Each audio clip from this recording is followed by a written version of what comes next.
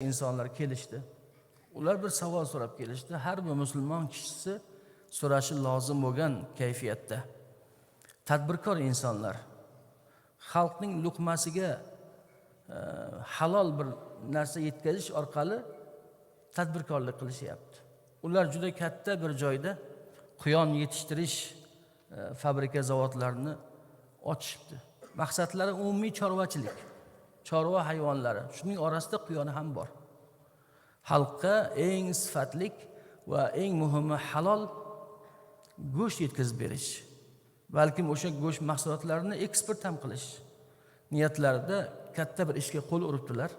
Alloh barakalarini bersin. Men ularni reklama qilmoqchi emasman. Lekin haqqini yaxshilab berishsa, reklama ham qilib beraveramiz. Meni masalam aytayotgan masalan xursand bo'lganim, bu kishilar kelib halol harom masalasini so'rashyapti. Aytishyaptiki, biz o'zimiz ham hadislarni topib aytyapmiz deydi, lekin sizlar aytganlaringiz bari boshqacha deyapti. To'g'ri. Ahli ilmlar aytganlari boshqacha bo'ladi. Ham asosli bo'ladi. Hamma u hadis aytaversa biz qayerga boramiz keyin? O'shuning uchun keling hadis aytish, fatvo berishlarini egalariga qo'yib beraylik. Ularning savollari: quyon go'shti o'zi halolmi, harommi? Men savol berdim ularga, qanday so'yapsizlar? Juda ham chiroyli javob qilishdi. So'yish faqat qo'lda bo'ladi. Bir 8 ta qassob turadi, bismillah Allohu akbar deb pichoq tortib beraveradi. Qolganini avtomat tozalaydi. Texnologiyasi bor ekan shunaqa. Va behisob quyon go'shtini yetishtirib berishga tayyor. Ularni ertaga inshaalloh go'sht zakazlari bo'lishi mumkin. Bo'lsin, ilohim barakasini bersin. Men xursand bo'ldimki, ko'proq bugun dunyoda mana shu so'yish ishlarida so'yishni apparatga qo'yib berayotganlar ham bor. Hatto pichog'iga bismillah Allohu akbar deb yozib qo'yib so'yayotganlar ham bor. U o'tmaydi ular.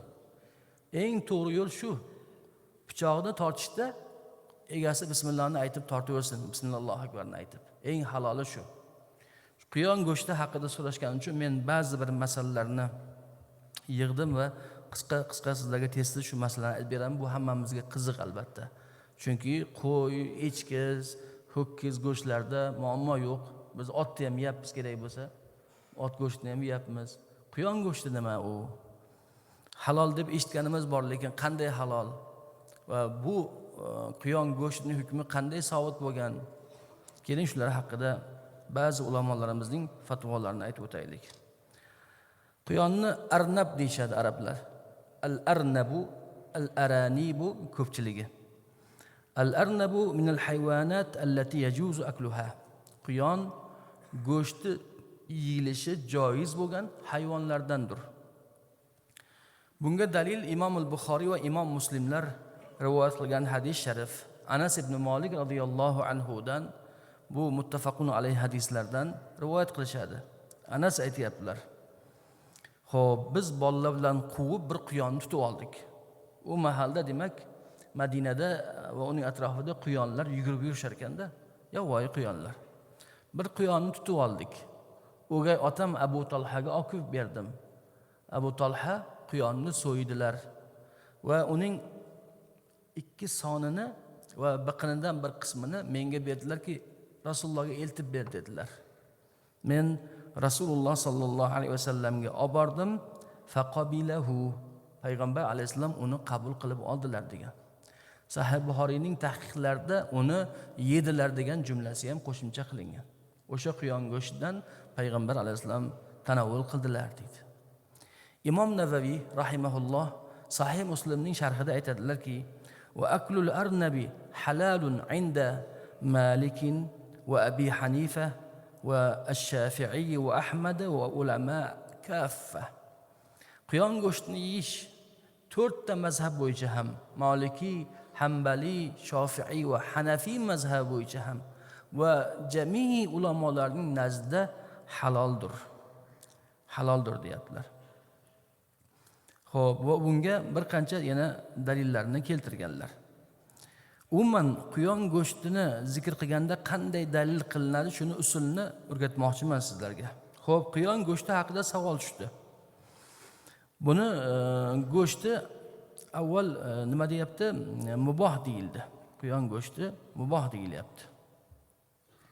O'zi shu muboh qoidasi bo'yicha masala keladi. Al-amru fil umur al-ibaha. O'zi hamma ishlar aslida muboh bo'ladi. Halol qilingan, ruxsat berilgan.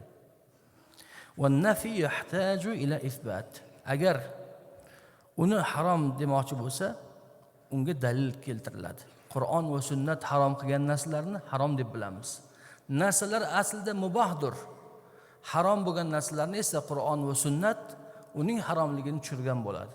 Shundan kelib chiqib aytayaptilarki, quyon go'shti o'zi go'shti yeyiladigan halol hayvonlardandir.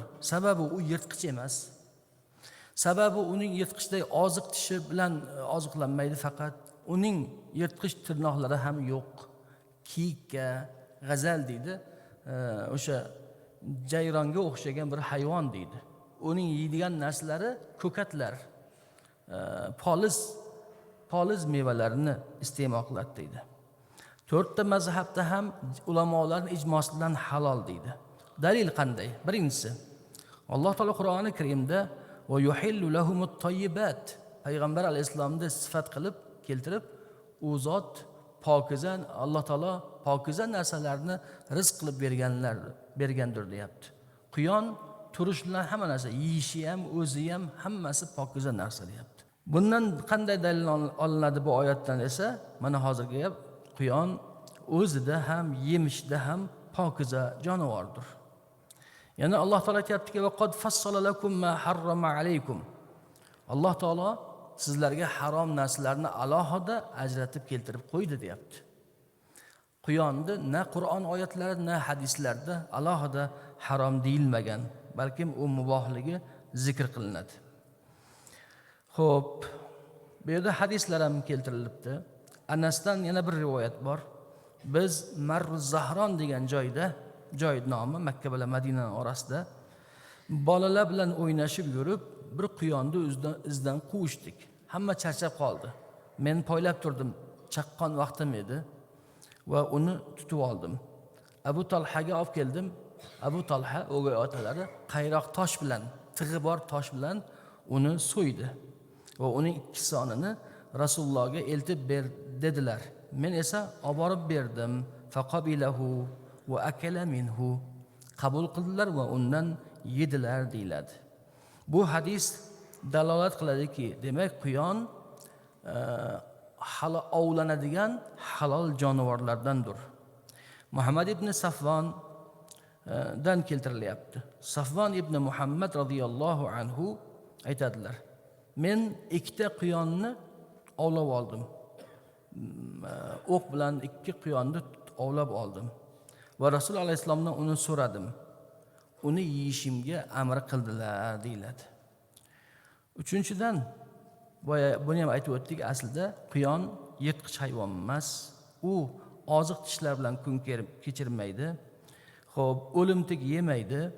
Kiyikka o'xshash bir jonivor hamda o'sha poliz mevalardan iste'mol qiladi.